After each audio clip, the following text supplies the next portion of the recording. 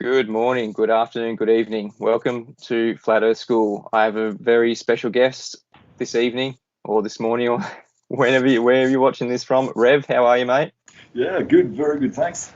How are you? I'm awesome. I'm very excited about this conversation. It's something I haven't really had with someone before. We're going to be talking about refraction in the main part of this interview with you, Rev. But first, I want to get into your kind of flat Earth awakening experience journey. I guess you've got a very unique journey that I haven't really a perspective I haven't really heard before. You were in investigating flat Earth long before the most recent, if you will, wave of flat Earth investigation pre 2014. So when did you first start looking into flat Earth, or just questioning the world around you, I guess?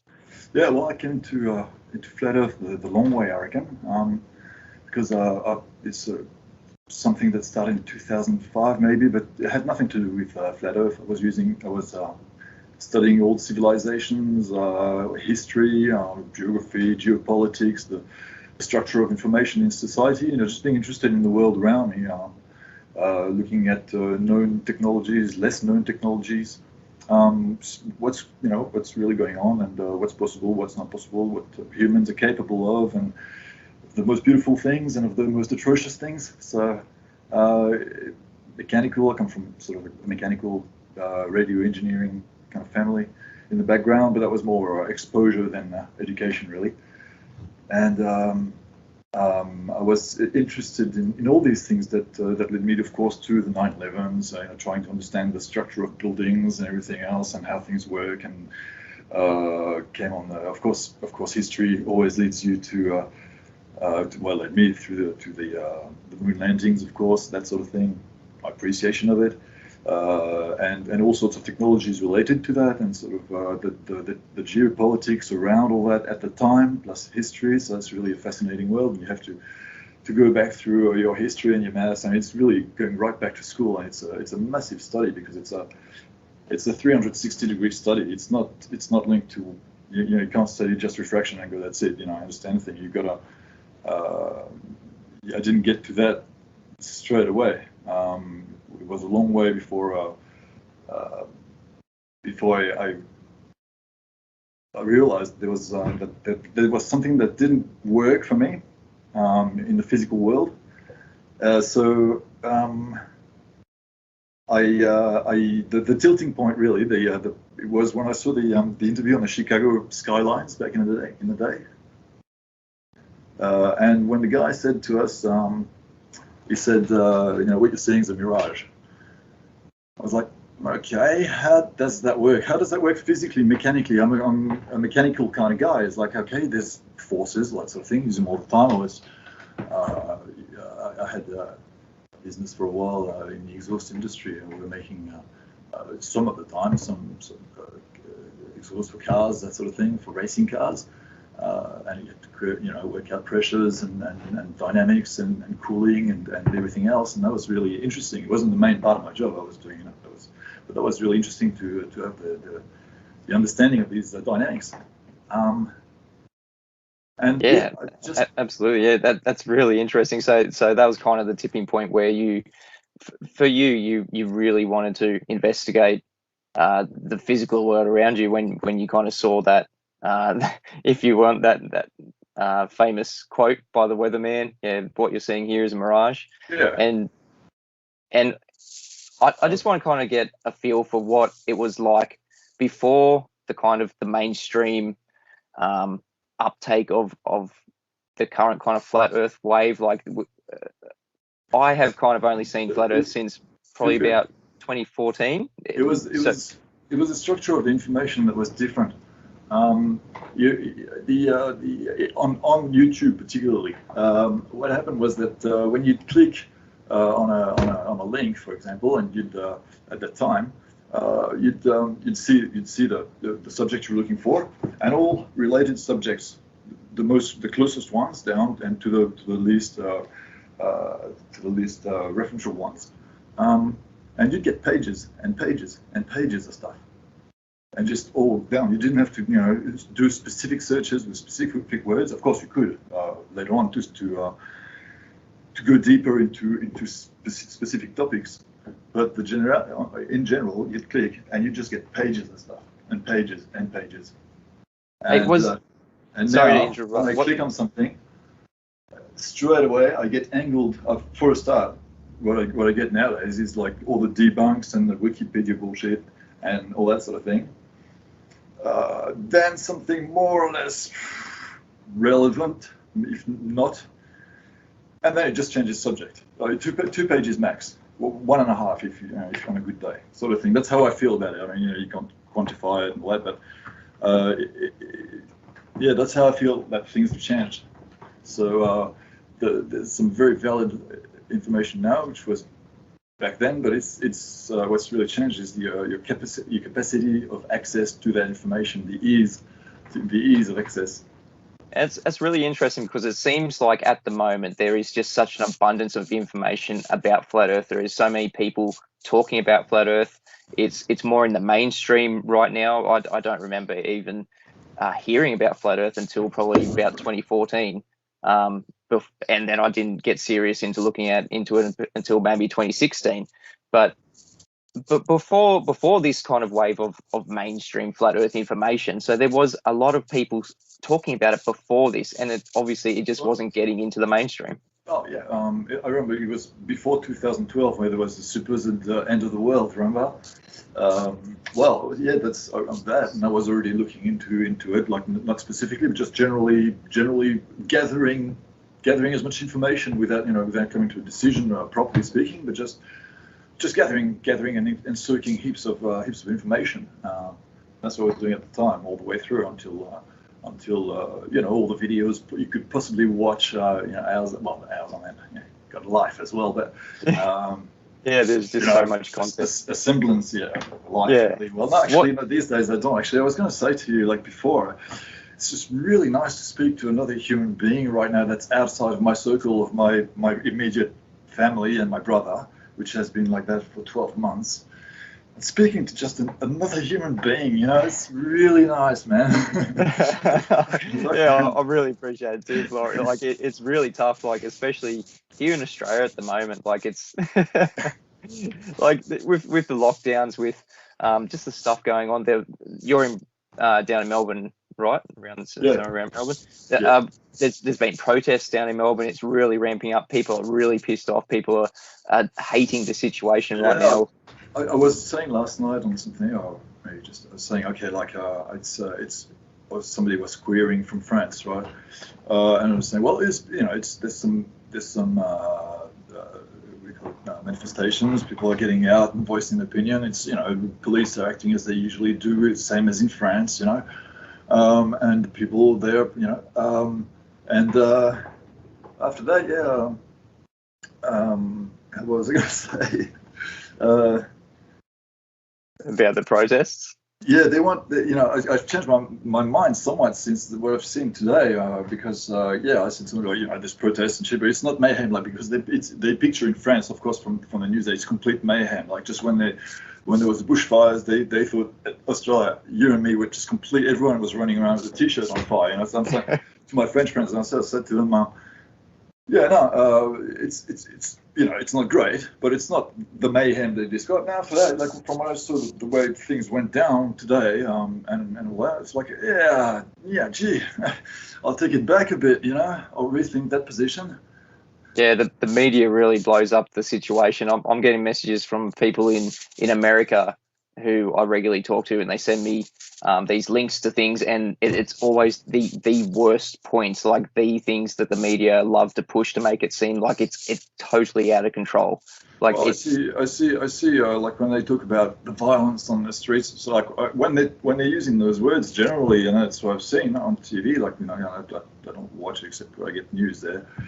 You see just a huge an army of police, and they're going, so you're going to danger. There must be like that many police because there's a rival force. But you only imagine it because they don't show it, and then they show a bunch of police running at people. You don't know who they're running after. you know, the latest image I saw, you see 5 or 6 people, you know, taking a single bloke down, and then they turn towards the protesters, and well, mostly you just see them, it's people running.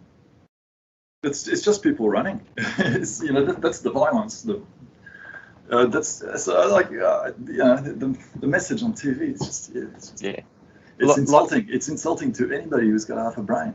It is like anything that you see on TV from the media. It is all, it's edited, it's put together, it's put in a way that they share the propaganda. And yeah, did you? The other thing is, I'm going to ask you, did you feel the earthquake the other day? I think First earthquake of my life. was it noticeable? Like was it shaking? Is it? Yeah. It was cool. Did you know it was an earthquake at the time? I realized it a few seconds into it because, you know, I just went through the possibilities really fast and then just realized, yeah, okay, well, that's the description of an earthquake. It must be that. Because you live in a house, a wooden house, so it's pretty flexible. So the whole thing was kind of like wobbling. Wow. As if there was a bit of a skateboard under it. You know how you can go left, right, left, right, left, right. That was yes. So I was just walking in the corridor and like, oh wow, what's going on? And then the pot plants started shaking, and the little, you know, the bit with the library and the books and stuff started moving, and wow, and then as it subsided, they kept rocking for a while, you know, because it gained a bit of momentum. So it was just like tick tick tick tick tick tick tick tick, and it's like I was like, you know, yeah. It was a decent earthquake too. It was like a 6 point something on the Richter scale, wasn't it? Like it was an actual. That's what I heard. Yeah, that's what we're told, isn't it? It's really interesting, the timing of this earth. I'm not saying it's some sort of conspiracy, but all the protests going on in Melbourne right now, it seems like a weird timing when there's so many people en masse. Like I think my wife said there's something like 100,000 people in the city of Melbourne. Right. Today, well, protesting anyway, that the media are trying to block it out at the moment, because I think there's just it's not just men as well. It's not just the images that you see in social media, on TV. Like there was women with prams, there was children, there was families, because everyone's affected by what is going on. I mean, it's completely unacceptable. It's just not on. Yeah. And it's just another topic, another subject that we can definitely show that the media is lying to us, the government is lying to us, the powers that shouldn't be are lying to us, just like in Flat Earth. I'll try and bring it back on the Flat Earth subject. So as we'll get into the information from back in the day, do you know did you ever come across the Flat Earth Society? Yeah, I can. Yeah. Early on, you come across them more or less. But the deeper I delved into it, the more I saw that it was always, it just was misinformation. It's controlled opposition. That's how I spent very little time on that. Occasionally, like just for the initial growth, they bring some elements that are worth thinking about that probably don't come to your mind first thing. You know, they give you doors to open. But after that, there's a hint of like, it's just misinformation. It doesn't lead you. It leads you to a conclusion. Basically, it's there to lead you to a conclusion, which is a negative one, of course. So you've got to be aware of that. If you gather information there, it's not. It's just that it's not. Do you remember if they were around? There's no way you can make up your mind just looking at that side. No. Yeah, exactly. It tries to pull you back into the paradigm of, it may be flat, but all the globe mechanics still work on that flat Earth, with us rising up at 9.8 meters per second and all that kind of space and all that stuff. It tries to still have the paradigm of the globe mechanics, but on a flat Earth. And I was just wondering, do you remember if the Flat Earth Society was around 2012 when you were kind of first looking into it? Do you remember? I might have heard it sometimes, but it wasn't important to me, so it's not the sort of information that I would have kept. No idea. It was probably some dates, but yeah. I'm just curious, what kind of information was around when you were first looking into it? Is the information that you were kind of hearing, listening to, looking into, was that similar information that's getting around today? Is there anything that we haven't really brought up in this? Yeah, I don't think there's anything that hasn't been brought up anymore. You know, it's all there. I mean, from my standpoint, I've seen enough, you know, over the years to just come to a comfortable conclusion for myself. One I can live with without stressing about it, but also it's a which means that I'm not actually looking for more information, like not as hard. I'm not really looking for more convincing evidence. I'm just looking for the nuggets of intelligent science that would contradict that, and so it's much easier to look for because there's none. So Exactly. I keep my eyes open for that, that thing. Like, and even when I was teaching English for a while, I was teaching English for adults, professionals. It's some in the nuclear, really interesting blokes as well, and some in just technical industries. And they a lot of them are very open-minded, but it's never a subject we covered, obviously.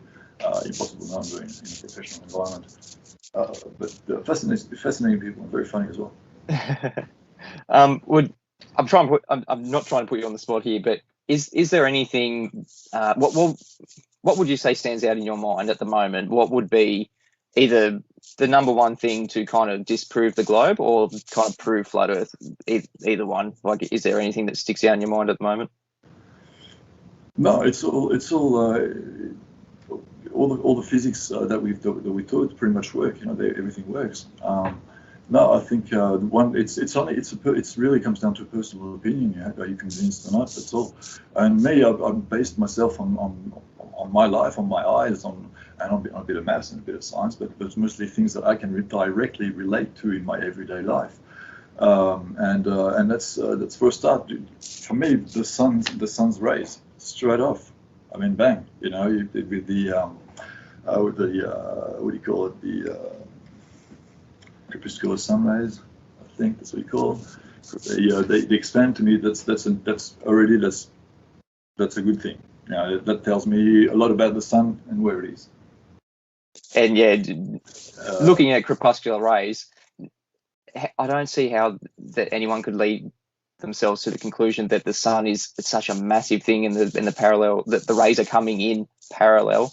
And the mechanics of light just do not make sense to me. How it works. I mean, the closed sun setup makes sense. It works like that. It's there for everyone to see. The other one, I failed to understand the explanations, but I failed to feel it. To feel it in your bones, just like when you hit something. You know how hard you're going to be before you hit it. That internal knowledge, feeling. Yeah. You don't question that. That's a given inside you. That sort of thing. Yeah, it seems like you're at a point in your life that you're just comfortable with the world around you. You kind of know enough that you're not actively seeking the information because, like you said, you don't know everything, but you're comfortable enough with the world around you. You can see it for what it is rather than trying to disprove things or prove things. You're just comfortable in the world around you. Yeah, that's it. And everything works, and just like anyone else, my phone works just as well as anyone else's. Yeah, except of course when you come out of town, it doesn't work too well. Like when you're in the country, that doesn't work too well for me. Those damn satellites. Might work better for Globers, but for this one, it doesn't work. All right, well, let's talk about refraction, because that's why I really wanted to get your opinion on these things, because you have studied refraction and just everything about light and the way that our reality works, and that is a very important thing that you said. You use your reality around you. Where would you like to start with refraction? I don't know. I took a few notes just to start this, but for the refraction, I could say that what I want to get to in the end, and I'll have to go through that, is that, well, like you said the other day, but I'd like to use the more correct word, is that refraction or looming, as we call it, looming, has in the end an inverse relationship with the length of the optical medium. It has an inverse relationship. So it means the longer the medium, the less refraction, or the less reflection, the longer the medium. It just works together. And that's And that's what I want to get to, and that's what I'm going to. That's the mechanics in my head, and I'm going to try and share them with you to see to explain how I get to that to those considerations. It's a proposition of a model in a way. And yeah, that's a really cool kind of take on what we're seeing, because usually when we see too far in inverted quotes, it's not a problem on flat Earth. It's a problem for people who believe they have a spherical Earth curve edge to block things, and we can see past that physical geometry that you would have if you were living on a globe.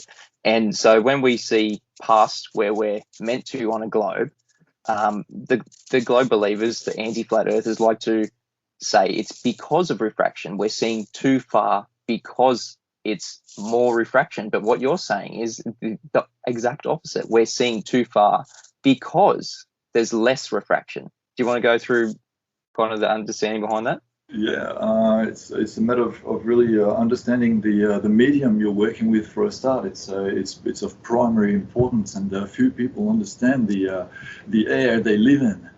We take it for granted. We've been taught things, but they're mostly more or less true. It depends on what scale you look at them, and especially they're true caricatures of the actual world. So most people beyond high school and that, will just specialize in a job and not really worry too much about that. We're not going to, unless you have a job that requires specific sort of studies for that sort of thing. But otherwise, we just take it for granted. It kind of like makes sense, because most people got a bit of a cartoon world in their head. It all sort of fits together. We don't think about it. It's just real quick things, and then we just move on, And education is also very highly compartmentalized, and so are the jobs in the industry, like not necessarily willingly compartmentalized, just simply because of the structure of information in society. It's just itself very highly compartmentalized. So it's all very super high tech and very interesting, fascinating world of optics, that sort of thing. It's necessary. It's the sort of science that's so fine, that needs to be so fine. Because of its applications in the optical field for medicine, for all that sort of thing, for the checkouts with refraction of the glass and that sort of thing. That's something we use every day. The angle, the lasers, and the readers and that sort of thing. It's all around us. It's in technology. And that's always under very strict conditions, especially in the hospital in general. The really high tech stuff, where everything is important. Absolutely. And so there's specific conditions like Snell's law, when light travels through a medium and it's hitting what you call an interface. Yeah, the interface. Yeah. Yeah, when it's hitting the interface, and then there's a very exaggerated form of refraction where it's going through that medium, and upon something like a laser through a fish tank. That's a video an image that globe believers like to bring up to kind of prove that light can be bending around. It can make like a curved line, and that. Yeah. Do you want to take us through the mechanics behind kind of Snell's law? What are we actually seeing there? Oh well, that's perfectly fine. What we're seeing is an interface, and a very pronounced one. Quite a few percentages of difference in the gradients of refraction, and that works really well in that medium. It's the salt water. It's something that we see, and I'm always very careful of when I watch videos, is that the salt water content of the atmosphere at a ground level, so up to 10 meters above sea level. Depending on the chop, you'll get a lot of water in the air, but also a lot of salt, bits of sand and stuff, quite a few things for the first 10 meters. So they measure things at sea level and at 10 meters or more on the masts of ships. That's something we got to be careful of as well. And that's what they're showing on that. I mean, everything's true. There's no problem with that particular example. That's how mechanically it works. But again, it's a bit of a caricature of what the atmosphere looks like. And yeah, I can see what it's doing, but you can see that works on a very in one space under specific conditions with nothing moving. If you start shaking that a bit, just to shake shake up the interface a bit, you'll get quite different results. And why that fish tank situation with the laser light going through it, how is that different to something like just looking through air out at an island? How are those two things different? Well, first you got to see that what we've got is what we're looking at. Like, we're not looking at a laser beam or a white beam or that sort of thing. We're looking actually at visual information. It's information, visual information that has meaning to you, that is more or less clear, and that is structured. The more structured and clear it is, the better that information. That comes down to that. That's where you draw the line for me. That's where it comes down to. We're not looking at a beam or a laser. So after that, you have to understand the medium we're looking through. For example, if the interaction of the composition of the air, of course, you've got the background humidity, you've got vapors, you've got droplets to drops like from 5 micron and less to a few micron to a few millimeters.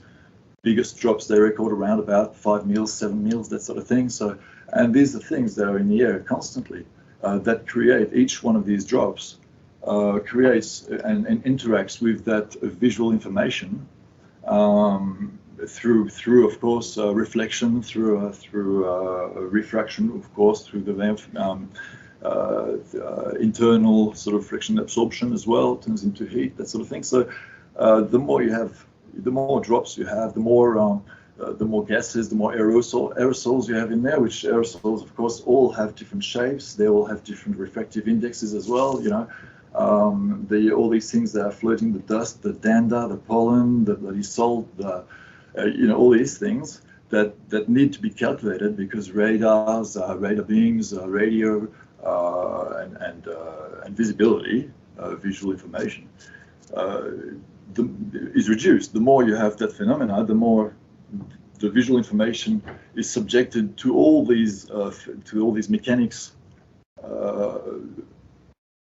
a million times, a billion times, a trillion times, a quadrillion times. I don't know. It depends on how much of a micro scale you can start. Actually, you can actually measure it. You know, we can measure things on a fairly fat scale. You know, with the climates, and then sort of weather phenomena are the local, sort of more local climates and weather. Okay, but all the figures we use in history, in science, and all that, they're all approximations. They're all averages of what generally kind of happens in that section of the atmosphere, in that section of the atmosphere. But it's, it's like you got to think of the atmosphere and the air around us. Like even on a super clear day, the air moves. You got wind, you got that sort of thing. You got changes in temperature, even local, like a bit of a breeze, from 1 degree, 2 degrees, back to 1. It goes up and down all the time. It's in constant motion. It's kind of like, for me, in my head, it's kind of like taking an oil lamp, giving it a bit of a shake. And that's what it is, because the air is elastic, right? The air, it's in constant motion between the changes in temperature, in density, in moisture, in everything, always being blowing. And an air mass, as they describe it, an air mass is an average of all that. Like, I can't remember, I think I wrote it down just because that's something I thought was important to say. Air mass. It's the way I wanted to say it was like it's a section of atmosphere that sections of atmosphere that share common characteristics over reasonably large areas. So there we're talking averages of movements. The whole thing's still moving. And we have to remember that what we're taught at school and what we envisaged it to be is when we taught the atmospheric system, of course, it's layered from 0 grams per meter to 1,000 kilopascals, right? Back to 17. So yeah, you got a gradient of humidity of massive gradient, like we're talking 1,000%. If you go from 1 to 1,000, we can just say that there's massive, and I can accept maybe the fact the people saying that the sun's not where you actually see it. It's like, all right, maybe, yeah, okay, I'll take that into account. I really don't care about the vertical atmosphere. I'm really interested in what I see over there You know, in my everyday life, I can see things that are up to 3, 4, 5 kilometers high, depending on where you live in the world. Generally, maybe there's some places you see things a bit taller, you know, but on average, that's where I live, and that's what I want to understand. When I can see things that are 3, 4, 5, 6 kilometers tall, but they're also 250 k's in a distance, that's like 130 miles or something. That's what I'm talking about. When I say long distance, I don't mean like 50 k's or 50 miles or 60 miles. Or what I mean is 120, 130 plus. That's what I mean. That's what I'm talking about. The rest doesn't really interest me. The lake things with the inversion of temperatures of the lakes and stuff. Yeah, you know, that works. I'm cool with that. I don't have a problem with it. But really, what I want to know is why I can see that once a year, maybe, you know, in exceptional conditions, but it's there, and I've seen it, and it's there. Like, you know, if I get a railgun, you know, whether those new army railguns they've got, like I've seen, and it shoots like hundreds of kilometers, like super straight. Yeah. I don't know if you've heard about them. Oh, I have. Yeah, I've definitely heard about them. Yeah, they're amazing things. Yeah, so I'd be willing to bet, like, if you want to go at it with a convinced glober, you could just stand on a hill, you know, 20 k's away. And I'm pretty convinced that the artillery will go pretty straight within a couple of mils, maybe. And make a bet, you know, if he reckons he's really a few centimeters below what I actually see, then he wins. But if he's wrong, then he loses his head. And, you know, it's a, you know. Yeah, that's something that. Willing to bet on refraction, man. yeah, exactly. So when you talk about these long distance observations, so we get told by the globers that that's due to lots of refraction. So why would that not be due to lots of refraction? Like, well, they call that what really got me onto this was looming. I mean, I understand looming, the term, as when it's used for things looking, you know, even a bit afar, things looking slightly taller than they normally do, or slightly shorter than they normally do. So I can understand that. That's not a problem. But when they use the same definition to say it's looming, that causes the mechanical effects that make it that you can see behind something, really behind something, that's where things stop for me. So do you think if the Earth was a sphere, begging the question now at the moment, going into the imaginary world of a sphere, do you think that what they say, these long distance observations, can be possible on a globe Earth, knowing what you know about refraction? Do you think things can be brought up from over the curve of the Earth from refraction? No, not at all. No, when there's a fair amount of refraction, and it's known in the Navy especially, they experience that where they can't see things very far because refraction drives things upwards. Refraction doesn't work in any way, in only a single direction. That's a misconception. In our heads, we're taught that there's that layering effect. And to us, it makes mechanical sense that as everything gets thicker, it pulls the data, the information down. Fair enough, but the thing is that's not the way the strata we're looking at is in the interfaces. You need those constant, continuous. You need for that to work. You need a continuous amount of an increase in the density of the medium, a continuous one. But that's never the case, because again, we're talking about approximations. Again, shake that oil lamp and you'll see that the interfaces are not like that, but the interfaces are millions and millions and millions in 360-degree directions. And we're not talking just the water droplets and all that. We're talking about the humidity and constant movement in convection, that sort of thing. We're doing constant flow, constant changes in humidity, in density of the air, of the temperature gradients, and I'm only talking the lowest part of the troposphere. The rest doesn't interest me. That is why the visual information goes through that process of refraction and all that. It does millions and millions of times for the information to get to your eyes. Sometimes And that's the thing. It's when you have a situation, a climatic happening, a weather condition where there's a front or something, which was the case when I saw the Mont Blanc in France from 250 km away. That's what my reference is, because I see it so clearly. It was just beautiful. I had a crappy phone at the time, and I took a photo, and it's got like blurry and stuff, but it really doesn't do justice at all. It was beautiful, and those conditions, when they're there, the reason was that there'd been a lot of rain for a couple of days before that, and all along quite heavy rain, and it had stopped. That morning.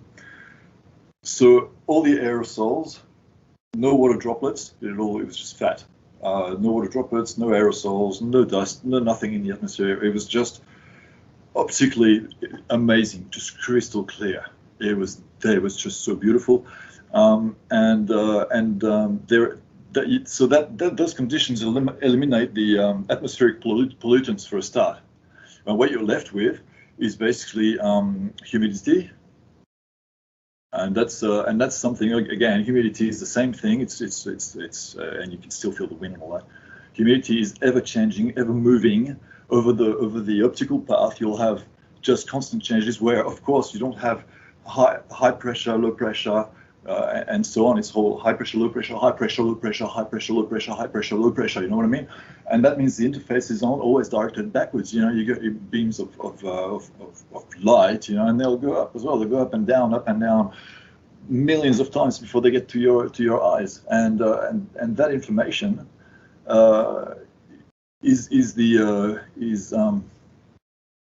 is what we quantify the quality of, you know, the amount of refraction that's actually really happening.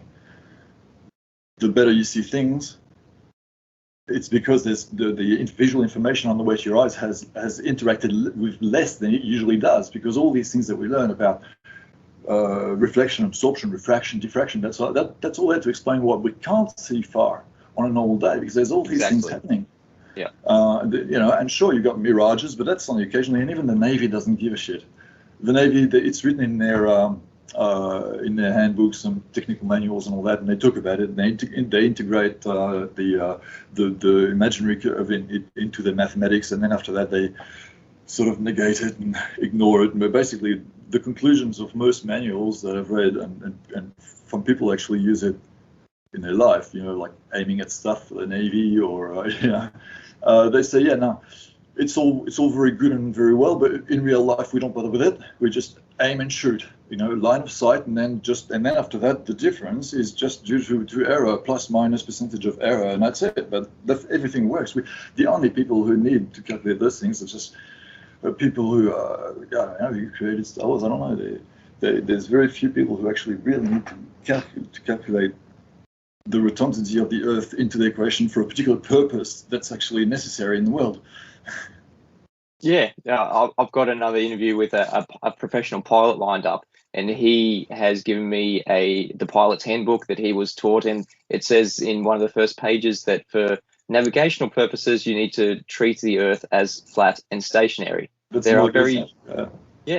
you listen to Mark Sargent's subject matter experts, he has so many of those subject matter experts from all different fields, and Navy none of experts, them, submarine experts, all that sort of thing. They're fascinating. They're fascinating, yeah. And in every single one of those professions, they never need to take into account any curvature, any motion.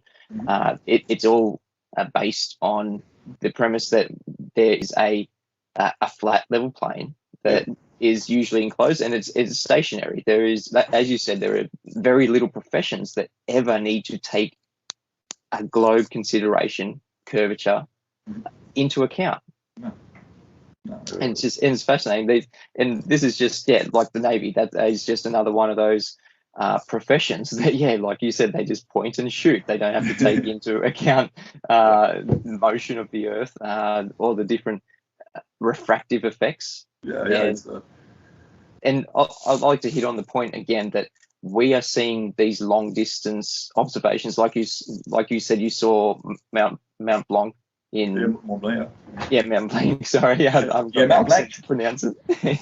Mount Blanc. Aussie accent. Yeah.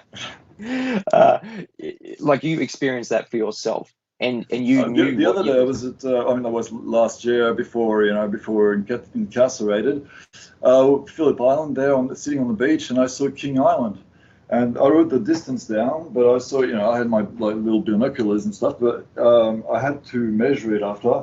I can't remember. I think it's about 118 kilometers or miles. 118 kilometers.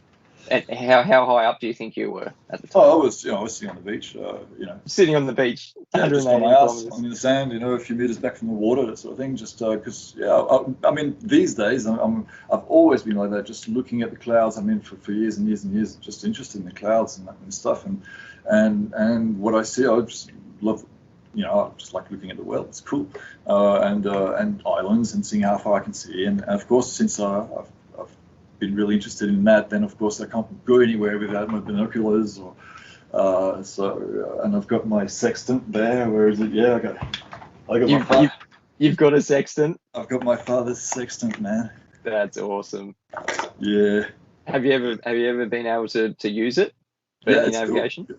Yeah, well, no, I don't navigate anywhere. No, because in France, coming back from a gig, I got really lost in Switzerland, and had to just use the sun to get back because GPS wasn't coming through and all that. I thought, oh well, here and my town is about 300 k's that way west, so the sun's here. I just followed the sun and made it home. No worries, That's awesome. That's cool. Just, but the sextant, no, it's just I don't use it. I don't have in the backyard and that sort of thing. I don't get to use it much. Did you say it's your father's sextant? Yeah. He was an engineer, and he was also in the aviation during the war, during the engineering war, I believe. He was a pilot and a photographer. They were taking pictures of dams and that sort of thing. So they'd fly under the dams, take pictures as they'd go up and stuff. He told me a few stories. So he was quite a technical man. That's really cool. Yeah, it was cool. I wonder if he realised that when he was using the sextant that you had to start with the premise that you were on a flat level plane. Do you think, just using the sextant, did he ever pass any information on how to use the sextant? No, not really, no, because it was always, we moved a lot, and he was always busy making things, like he was making magwheel. He had a magwheel factory in France, and then always just busy doing stuff. So I know the sextant I discovered after his passing. Oh, right, okay, yeah. So, that's a really interesting. I'd always wanted a sextant. He was there. Oh wow! I know. I really want a sextant. Yeah. I seriously want a sextant. So I've been walking around measuring stuff in the street and everything, just but not but so far I haven't had the chance to. I've been 2 years without being able to do so. So. Lash out with my sextant, man. Yeah. Something that every flat earther should be walking around with in their arsenal at the moment. It is a really hot topic at the moment, the sextant, and that kind of brings me to another topic, the horizon. So the sextant looks directly at the horizon to. I just want to actually just finish on the thing of the interfaces in the atmosphere and along a certain visual path, that sort of thing. I just wanted to sort of add to it that that there's, of course, going to be crossing different temperatures along the way, different air pressures, different air densities, and that sort of thing. Even on a super clear day, I mean, it's still going to happen, and there's still going to be refraction all over the place. But you got to quantify it as well.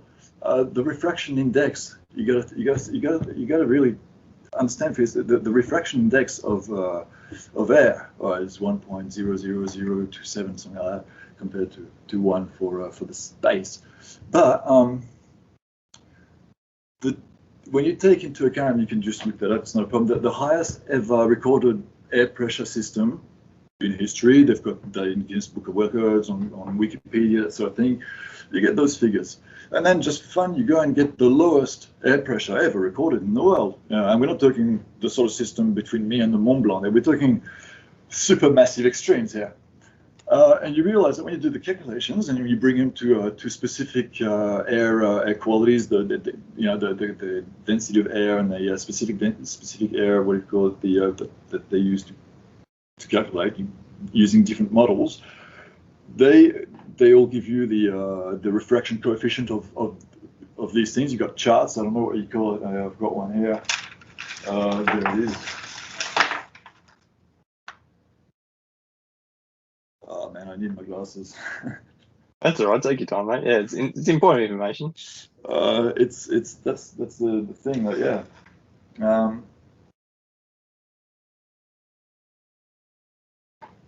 Yeah. When you take into consideration the different refractive coefficients of air masses, of air, standardized air, whatever, depending on your calculations, you can average them out anyway. Those two majorly maximum sort of recordings amount to a 0.0006% difference in refraction coefficient. Okay, and when you look into humidity levels, it's probably a little bit less than that even, because visual light in the spectrum, it's sensitive to that, but not quite as much as infrared and that sort of thing. Slightly fatter waves, slightly bigger waves in the spectrum. Light is still subject to that, but it's got a refraction change of less than 0.006%. You realize that's nothing, and we're talking massive extremes here, like massive. And we're not talking me to the Mont Blanc with like a surprising sort of weather conditions there. No, so that is really important to understand. It's to fathom the whole process and the whole mechanics of it. There is zilch difference in the extremes, and so we're talking millions of times of that. And proof that it's not enough to do anything. It's the fact that information gets to us from an extreme distance. Information, and that's the difference between random and structured information. The more it's involved mechanically with the atmosphere, well, the less quality it'll have. But more, so you can start from that premise. You can even backwards engineer that. So because the first premise of light is that it has that light travels in a straight line. The first thing you ever read anywhere is light travels in a straight line, and then they spend years explaining to you why it doesn't. It is points like that. I just want to summarize that point that you. Summarizing is like what you see is where it is. Okay, it might look a little bit taller sometimes, a little bit shorter sometimes, because it's 250 kilometers away. Yeah. Exactly. Yeah. So what you're saying, to summarize that point, is the difference between a lot of refraction, the extreme of a lot of refraction, and not much refraction, it is very negligible in what we're actually seeing. Is that what you're saying? So the difference between a lot of refraction and not much refraction doesn't actually change the visual information that we're seeing in a way that there's such a tiny difference between them. And we're talking about mediums. We're talking about a medium that's ever changing in perpetual motion of negatives and positives, not necessarily piled on each other, but moving around each other, pushing each other, moving around constantly. That's the medium you got to understand you're working with. And those millions of little changes okay. So if we exclude the extremes and come back to the middle somewhere, to me, the mechanics of it is you can't, in my head, excuse refraction for bending an image up into the atmosphere and keeping its visual integrity all the way to my eyes. No, it's there, man. If I shoot at it, I'm pretty sure I'll hit the side. Yeah, and that's as a flat earther, we're comfortable with that. We see things and we just say it's there. We see it. We don't have to explain why we see it because we know it's there. Yeah, it's there. So somebody tells me, oh no, because there's a phantom and something special is happening and all that, and it's really like, It's like, yeah, you know, and I mean, of course, and the sources of that sort of information have sort of, in my eyes, discredited themselves years ago. So it's like, yeah, well, you're the one trying to convince me for your reasons, you know, but now, like, you know, I'm comfortable with it. So if you want to change my mind, you're gonna have to put something pretty serious on the table, man, because it's your lack of credibility that's led us here. Yeah, exactly. The globe believers, the burden of proof relies solely on the people who think that they have a globe and they're seeing around the curve of a globe because of refraction. Yeah. That knowledge, the facts just aren't there to support that claim. The medium can't do it. It is impossible. The medium can't carry information like that. You know, it's not of it to, you know, how much does it bend? You have to have a super stable atmosphere. It doesn't work. It's just not the world we live in. The physicality of the medium of air moving, and when you remove all the impurities and you know, and remove and just go for humidity and just the very, very most basic contents of the medium, of the optical medium, there's nothing left. There's nothing left, and there is refraction. If you look into it, you realize, yeah, okay, refraction works in a glass. You know, I love it. Hey, check this out. Yep, the old straw in the glass. Yep. So that's an awesome thing you can do just to quantify it for yourself. Again, that sort of things to quantify is you stick a straw in the glass, like against the inside of the glass, like real straight, and you just hold it with tape, right? And what you do is you put it on a piece of white paper on the table, and it's just for fun, you know, if you could call it fun. A piece of white paper, and your straw's at the back. Another piece of white paper, a certain distance away, so I can't remember how far I did it exactly. You put increments, you draw a straight line, you put increments of 1 centimeter all the way. And then you look at your glass from 1 centimeter increments, and you jot on a circle just around the glass where you see the straw. And you move 1 centimeter, 1 centimeter, 1 centimeter, 1 centimeter, and then you end up with this kind of like cone comes out, you know, you draw sort of those lines. And you really can, you know, not everybody understands it, but you can really quantify it. If you do something simple like that, it becomes physical knowledge. It doesn't have to be explained by anyone. It's in you, and it's fun. You know, you just get that piece of paper on the table, straight line. It takes 10 minutes. Take a picture of it, and that's you've done it. And of course you look at the angles. You calculate the angles. You look at where things go, and you bring it back, of course, on your drawing to inside where the straw goes. So you've got the image goes from the straw through the glass and out to you, and all these have different angles, and you can quantify refraction like that from a glass which has like thousands of times the refraction coefficient of you know, air and water and all that sort of thing. Yeah, so you do get that, and okay, it's a fair bit, but you know. Yeah, that is an extreme example. I don't have a problem with any of the technology that's explained to us. Yeah, it's perfectly Yeah. good. It's really, especially to get really high techy, you know. That. So that straw in the glass, that is an extreme example of refraction.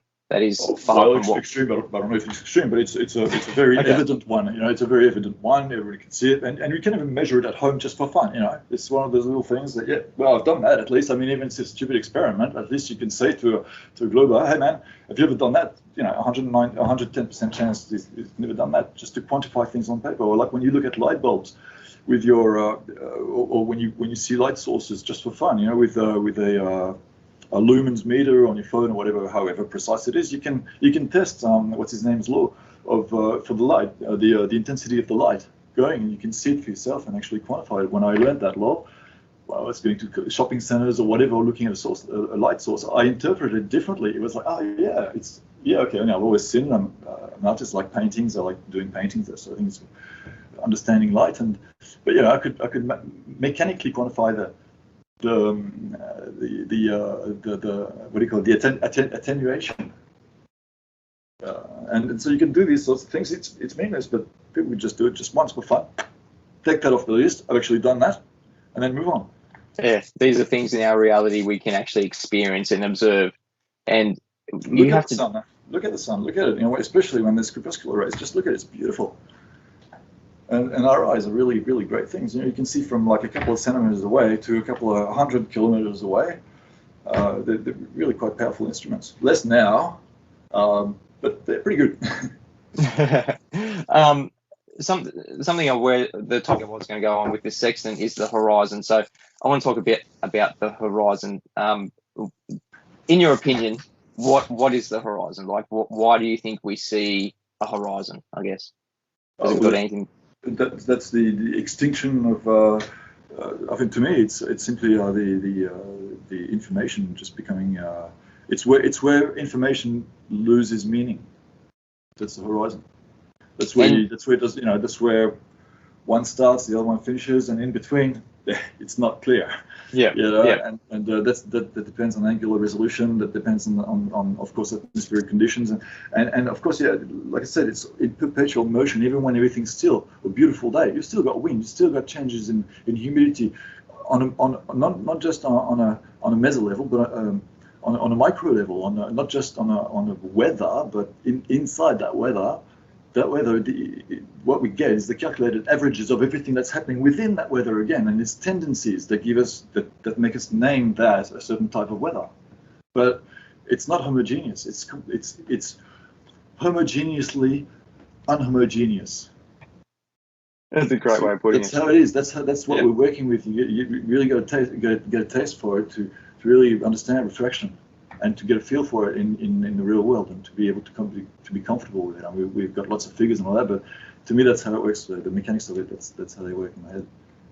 And to do with the horizon is a big point on flat Earth versus globe Earth. Obviously, the globers have to, if they have a spherical Earth edge, that has to be the horizon, the limit to their vision. I realize that there's the geometric horizon calculated with the curve of the Earth and all that. That's okay. It's and then depending on how high you are, it changes and stuff. And they can explain it the way they want, man. It's just due to atmospheric condition, perspective, angular resolution, and that's it. You can see it or you can't. And when you can see it, sometimes it looks a little taller, sometimes not, sometimes just a tiny bit higher. But when it's 250 k's away, I don't care about that, because it's the lights had to go pretty bloody straight to get to me. Information without being disrupted. The quality of the information negates the leftover refraction. It's so little that it gets to me. Real nice. Okay. Brilliant point. And so you can reverse engineering, just like you can start with that promise, just like globers start with the promise that it's round, therefore we have to include mathematical equations that make everything bend, and then work our way backwards to that, and then just build up on that with assumptions and that sort of thing. No experiment is repeatable. But you can start with the same thing on flat. Just go, all right, we can start from that premise. You can start from the premise that light travels in a straight line. Hey. And do the mathematics backwards from there. You can build up a beautiful mathematical model that just works beautifully in everyday life, and even for the Navy. The only one who's going to have a problem with that is NASA, but it's not going to change my life too much. It's their livelihood. And you work backwards from there, and after that we end up with like the globers and the flatters having two solid models that can't be argued, or it can both be proven, more like proven. There's nothing left. They're one against one. After that, it's what is repeatable.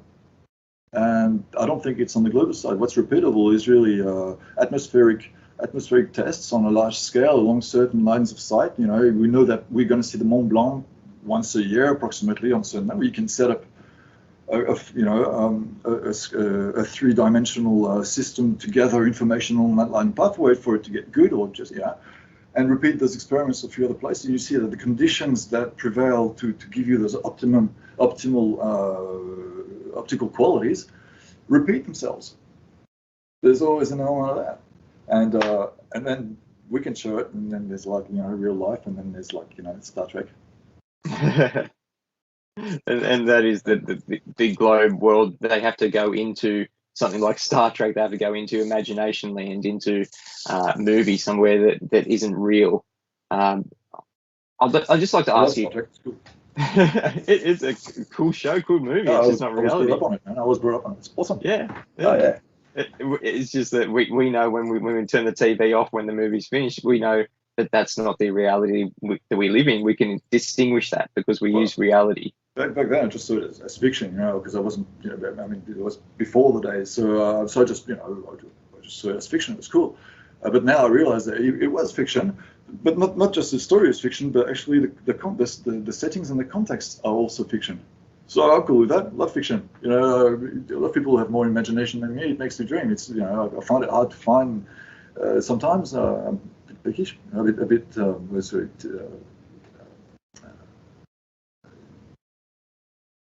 hard to please. I'd say, but yeah.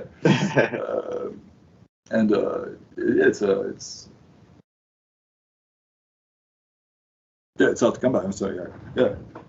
And just going back into imagination land of the globe. So if we were on a globe and it did have a physical geometric horizon, do you think that refraction could move what we're seeing in that physical geometric horizon, the Earth curve? Do you think refraction would have any effect on where? So a globe claim is that they've accepted that the horizon that we're seeing is apparent, but they're saying that it is a refracted geometric horizon. So it's a big cluster screw of an argument, but their argument is that we're not looking directly at the geometric horizon, the physical Earth curve. We're looking at a refracted version of it. So even if we were on a globe, do you think? So the geometrical horizon has a certain limit, but the one that we actually see is because of refraction. That's their argument, yes. Do you think that's a valid claim? No, it doesn't work. And I wouldn't take it too much from what's 10 meters above sea level and that sort of thing. You want to stay away from that because there's so much there on that scale, at that smaller scale, you know. Yeah, you'll get refraction. That'll make things look up and down, but that's not proof of what you see. What you see much longer, and we're not even talking long distance photography here. You know, I'm talking 250 Ks, but that's piddly compared to what they do. And long range infrared. I mean, you know, it's not even in the same realm. Yeah, we're fighting over like 7 Ks, 20 Ks, 50 Ks, whatever. Who cares? It's really that sort of thing is really subject to local conditions. But local conditions, things change. You might have like a lot of rain or something that makes it you can't see things, or just fog, or just the normal stuff that makes it. I mean, on a normal day you don't see it, and then it becomes a question of why can we see it? It's always been about what are the mechanics that make it that we can't see. I understand the mechanics, and then you'll get better radars, you get better radio, you get the only time we worry about that is we don't worry about optimum optical conditions. We always try to understand what goes wrong, and that's what everything's based on. So the whole thing is the refraction being enough to lift things up now. No, it doesn't happen that way, does it? It just doesn't. And what we see every day is it just doesn't. It just can't happen. It's just so ludicrous. What you see is what is there. I mean, I'm talking and that's not even that long, but Phillip Island, King Island. You get, and it was a nice King Island. It wasn't like a really blurry sort of cloud of a picture. Like, oh, you imagine that? No, it's pretty defined. Obviously black. Didn't get many colors. It's now about 130 Ks. It's 120 Ks is long. And that's from sitting on the beach. Over water, of a certain temperature, or changing temperatures, of course. Different sections of water will have different temperatures. You'll have the winds in between, of course. You'll have a cloud cover, which means that certain sections of the visual path will have different illumination, it will interact completely differently. It's going to go through a lot of processes on the way to your eyes. It's going to go through, and of course, you've got the sea salt, you've got the water vapors at the water droplets at sea level, and of course, water droplets, like I said, they go from 5 microns from a few microns, to a few millimeters, but they're not round, they're ever moving and bouncing and changing direction and being blown up by the wind sometimes. They don't always just go down. They go everywhere. The medium you're working with is a mess. It's not the nice little medium we see on the textbooks where everything's got little lines that go up to the sky and stuff. that is a very gross approximation of what really goes on, and that's what we're doing. It's fair enough on a cartoon scale. That's really pretty much basically what happens. But when you apply that to visual information in the troposphere, in the lower 4 or 5 kilometers, our existence, our lives, what we do, that doesn't work. You apply that to the environment it's evolving in, the mechanics aren't there.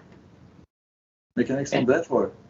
And you're talking about temperature gradients of differing refractive indexes, right, which have like almost zero difference when you take the extremes. But I'm talking the same thing for humidity and water vapors and that sort of thing. You got to use Archimedes' razor sometimes. Just draw the line. And go, yeah, that's it. It draws. In my head, it works. I can drive and I can fly a plane with not too much difficulty. I imagine. It changes nothing to my life, except that I have I feel like I have a mechanical understanding. Everything's fine. My world's beautiful. Yeah, it makes sense. It makes sense. It's pretty simple, actually. Yeah, there's no problems on the flat Earth, is there? There's no problems with when we understand the world around us. We don't have any problems. We don't have to explain why we're seeing things. Yeah, exactly. Well, I explain it to myself. I just like mechanics in general, whether it's automotive or radio or that. I just I sort of get obsessive, and when I have something that I need to understand, I'll just go a bit too far sometimes. And it took me really about 3 years to come across all that, but I took some time off as well, half a year, just had to reflect on it and to come out. I made a video. It was crap. It was completely wrong. It just wasn't expressing what I had in my head, and it was just bad. Cool logo though, but and so I'm not ever going to do that, which is as an example of what not to do. But I've got no problems with it. Unless, and now I don't need to, it makes perfect sense in my head, makes perfect sense. I don't need to do that much more research. I've got, good life, man. Not much fun, but still, Yeah, we're very busy people, yeah. We're consumed by a lot of other things than, Yeah. So just to hammer that point home, so when you see... So what I'm saying is, what I'm saying is that now I'm waiting for the bits of information, and I'm looking more attentively to the bits of information that actually contradict me, that makes sense and that contradict me in my structure, in the model I have in my head, something that will make it do well. I'm open to that, and that's what I want. Okay, I'm open to that. Whatever. It doesn't change the world. After that, Star Trek was for true. Well, in the end, it's cool anyway. Okay, it changes philosophically and in your beliefs and all that sort of thing. You can go into a lot of suppositions about the universe and that sort of thing after that, but that's really a completely different subject. Just interested in the first 5 Ks of the troposphere, and that's it. What sort of information do you think, if anything that you can think of, could be brought forward to you to make you believe, because it is a strong word, you have to believe that you're on a globe. What kind of information do you think needs to be brought forward to convince you that you're on a globe? Do you think there's anything possible? It's going to be tough, man. It's going to be tough. Yeah. Because all the science works and all that sort of thing, but it's just the interpretation of that science that changes just on a microscopic sort of subject. Because the rest of it works. It's just an interpretation by people who profit from that. But otherwise,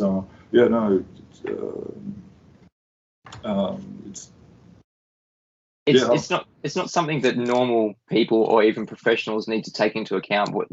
That any curvature, any globe conditions, or anything to do with the globe, we don't have to take it into account with our everyday lives, with professional applications. That's what you're saying, right? That's right. There's, in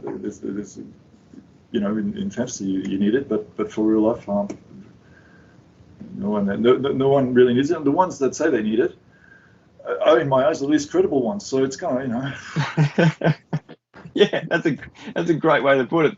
The people who need to take into consideration curvature and things to do with the globe are the least credible.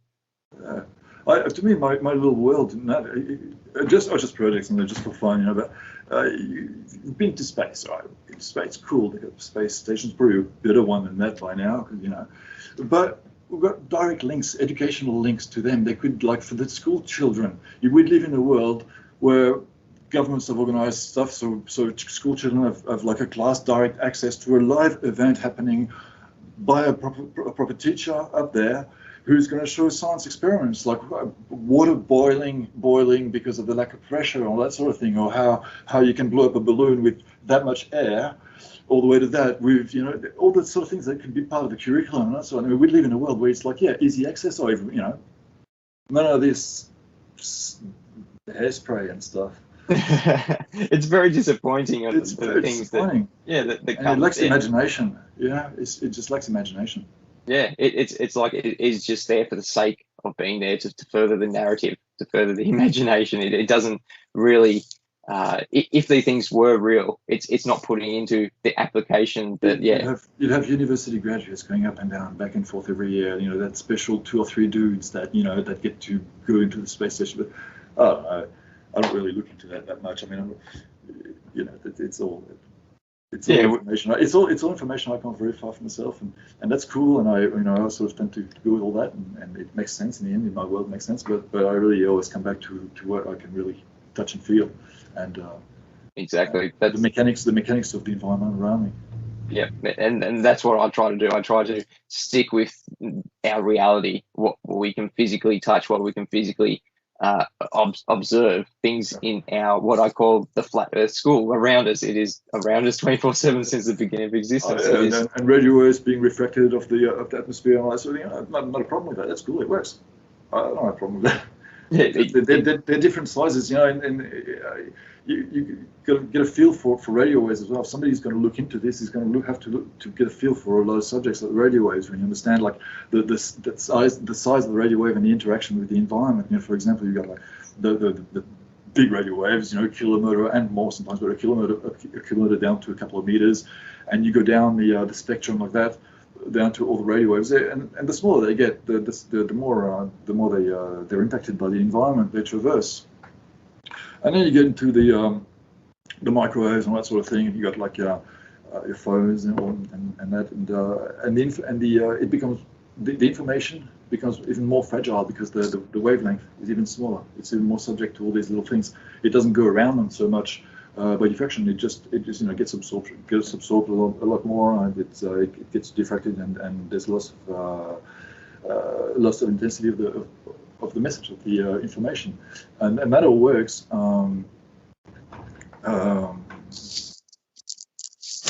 There's a lot of loss in the signal, that sort of thing, but that all works. What am I trying to come to? A brilliant thing to say. Yeah, does it have anything to do with any sort of curved atmosphere? Does that take in?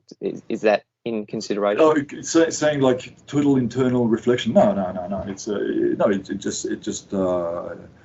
it does work in terms of the refraction, but the smaller the waves become, the more they're subjected to the environment, down to your telephone needing relays every so often, every few Ks, and then if you go out in the country, good luck. Whether it's in France or in Australia, same thing. And I've gone thousands of kilometers away. It's just there's lots of signal if you're in the woods, if there's a bit of fog, if there's a bit of cloud cover, that sort of thing. It's pretty fragile. It's pretty fragile already. And you're only in the microwaves, and then you get into the infrareds of your remote control. Your remote control, if you go around the corner or if you're like a bit too far away, that's it. It's finished. It doesn't get the message, and that's an even smaller wave. You go into the visual range after that, even smaller, and that's the slightest piece of dust, you see it. I mean, the visual information doesn't go through it. It's totally affected by any water droplets, that sort of thing, the slightest thing, because your water is completely transparent. You can't see water. The only reason why you can fathom water is because you can see the reflection and the light plays in that medium. But otherwise, if you have a pan of water that's completely still, and if you look at it from a straight angle, so you don't have any sort of any reflection from other sources, it's very hard to see water. You have to give it a little tap to and that's because you see the ripples, you see its interaction. So So there's a lot of, all that water everywhere, and it all interacts in all these different ways, and they're again all the reasons why you can't see far. That's the problems we have. So refraction is actually interference and distortion. It's not something. On a small and minor scale. I do not dispute refraction on that level. Yeah, it happens trillions of times every time it meets something, whether it's water or whether it's aerosols or whatever. It goes through and comes out of without being absorbed too much or reflected. Well, that works. I don't have a problem with that. It's cool. But refraction isn't something that can allow us to see further, is it? So that is the opposite. Exactly what I'm saying. Yeah. It's not because there's refraction that we can see 250 k's away. The medium that we're discussing, I'm saying, is not capable physically of that because of the interfaces being not just layered interfaces more or less, but no, they're layered on a large scale. Sure, if you average everything out, they're layered on a large scale, but really in the middle and all that, it's in constant motion. You get that oil lamp and you give it a good shake, and that's the air you got, that's the water, and then you take the impurities out of the air, all that, and you're left with humidity and just a couple of bits of gases, and that's it. So, and that is in motion, in constant motion, because of all the mechanics that apply to it. So really, the interfaces are, and of course they're not hard interfaces. Again, they're like soft changing interfaces. So no, it's not capable of carrying information in a structured manner. Yeah, and that is the main point here. And the reason you get information in a structured manner is because there is none of that interaction. Because light, travels in a straight line. Yeah. And we can see further because of limited refraction. But so what I'm really trying to point to is just to get to understand your medium, really, because that's where you can quantify it in your head. After that, we can all explain it, and I haven't really come up with anything new at all. It's just trying to quantify it physically. That's what I'm trying to achieve, to be comfortable with it. And so I propose that model. That's how it works in my head. That's fantastic. So that probably thing won't change. A person who believes in the globe, it won't change them. But I'm sort of more addressing myself really to just globers, see what they think, and you go down that path, actually do the calculations and work it out for themselves and see if what I'm saying is really true. Because it's just one guy. I'm not a rocket scientist. I built some pretty cool cars. That's cool. So it's just I'm just sort of opening the door, whatever. And people can have But I believe we can really do some solid calculations of that to show the workings of this. But also, I'm sure it's quite easy to calculate it on quite a big scale. Okay, we're talking a couple of 100 kilometers, I know, but we're talking to the guys here who send blokes on the moon, so I figure a few weather balloons on the way in a 3-dimensional section there, pick up all the measurements, and I'm pretty sure there's a lot of stuff that we'll find again and again along the line of side of path, and something that would be repeatable simply and easily. Well, easily. Bucks and stuff, but I'll do it. Yeah, that's all right. Yeah, it'll be fascinating. Send us some of that money and see what we can do with it. Yeah. Do you think you've sufficiently covered the topics that you want to cover? Is there anything else that you feel has been left out that you want to mention to do with refraction? No, I think we've covered pretty much. The idea of the quality of the medium it's working through. That's really what it comes down to, the quality of radio waves, or waves down to visible light, of course, and how they interact with the environment. So I'd say to people, just look at military reports, data. I've got a few I'll just show you, like technical. And there's tons of them. You can download them, PDF files of documents on the internet. You can find very interesting ones, like basically NASA technical translations from Russian, very serious Russian experiments back in '72. They're all the data that our guys nowadays build theirs on. The references they use are these references, which themselves use references from other guys. Okay, very interesting. So propagation of visible and infrared waves in the atmosphere back in the 70s. That's one. Just as an example. There's so much, but you'll have to look at documents like that come to conclusions that give you graphs and that sort of thing. Now the mathematics, I don't care really too much about them. It's like mathematics, just language. It's like speaking Chinese, or it's a geometric version of verbal speech. That's all mathematics is. People who make computer graphics and who interpret the environment on a mathematical level and all the considerations they have to take to be able to model that. Very interesting. After that, we don't come to conclusions. You're looking for nobody talks about it. Everything's very compartmentalized. What you got to do is find those conclusions that you can build up your own case using leaning on multiple, like the Navy, what do you call it? Commercial and military Navy reports, data, and tests they've done, like Navy and aviation, of course, those guys, and then you got like the optics industry and all the research that's done there. And like you got to recoup it for yourself. So you got to be interested in a bit of everything. That's why it's such a 360-degree study, because you got to study the medium. So that's the atmospheric phenomena and weather systems. The water cycle to start with and all that. You got to familiarize with these things and read the conclusions, because often, like the army ones, it's pretty cool, like all these maths, but in reality, we don't. I mean, I'm exaggerating. It's a caricature, but that's you read that in these manuals, in your aviation manuals, in other ones, it comes like over and over again, like in real life. Yeah, it's just for sci-fi, and so it's a theoretical thing that we multiply, that we know the equations to. That looks pretty cool, and if you give it curve, then it works parallel to whatever. It's either parallel or data parallel. It's a small adjustment, but yeah. Maths is just another language used to describe things. It's not actual. Optics as well. Got to go into optics. It's a fascinating study because you really go to school, like, and you study all these things that you take for granted, like optics, why I see the way I see, how things are, how things interact, and of course, optics go really, really far into the high technicity. You don't have to go into that much detail, but where you got like models and algorithms for vision through the atmosphere. Columbia University. It's just an example. There's so many out there. Guide to meteorological instruments and methods of observation by the World Meteorological Organization. It's like hundreds of pages. So, you got to take time. So the weather. It is a massive subject, isn't it? It takes, so much information. Yes, because already the guys who specialize in just one take quite a while to get to the bottom of it. So if you're going to study like a multitude of them, you're not going to become a specialist, and you're not there to actually teach somebody else. You're not there to use it in your everyday life. You're there to actually understand the workings of it and the concepts, and that's what counts. That's how I approach it. Yeah, sure, if I'm going to start teaching it to other people, man, I'm going to spend years on just one subject.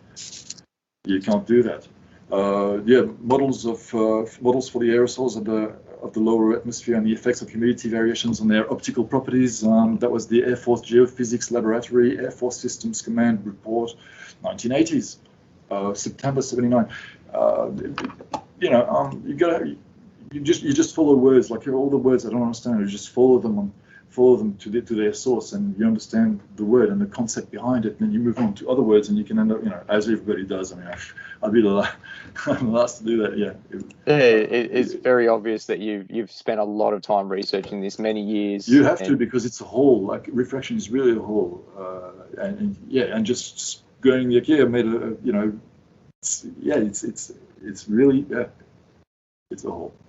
I really appreciate you sharing your information, your years and years of research, in your just understanding of the world around you. It is a very, very unique perspective that I, for one, I haven't heard in depth this much information. Good. Yeah, I might be wrong, but that's good, because obviously I've been looking at all the channels as well for years, but more on and off, whenever there's something new, because you can't have something new every day, and it just was to that. Yeah.